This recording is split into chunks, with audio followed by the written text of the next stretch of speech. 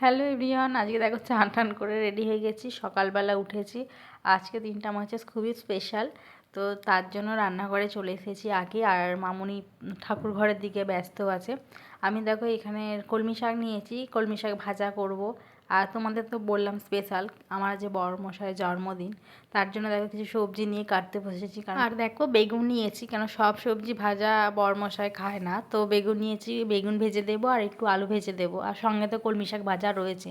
আর এদিকে মামুনি ঠাকুর ঘরের দিকে সামলাচ্ছে, পুজো দেওয়ার ব্যাপার আছে, যেহেতু ঘরে নারায়ণ আছে, নারায়ণকে একটু পুজো দেবে, ওই জন্য দেখো ঠাকুরের জন্য জোগাড় করছে।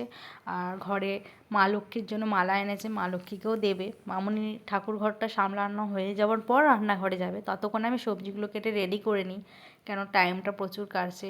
তো টাইমের মধ্যে দিতে পারবো কি জানি না, প্রচুর তাড়াতাড়ি টাইম কাটছে। আর চলো তোমাদের দেখিয়ে দিই দুপুরে কি কি আয়োজন করা হয়েছে। এখানে আছে দেখো 3 রকম ভাজা, ফ্রায়েড রাইস, রাইস, ভেজ ডাল, মাছ ভাজা, বাঁধাকপি মাছের মাথা দিয়ে, চিকেন কষা, পায়েস, পাঁপড়। চাটনি পছন্দ করে না, তাই চাটনি বাদ দিয়েছি। 5 রকম মিষ্টি। বড়মশাই তো ভীষণ খুশি।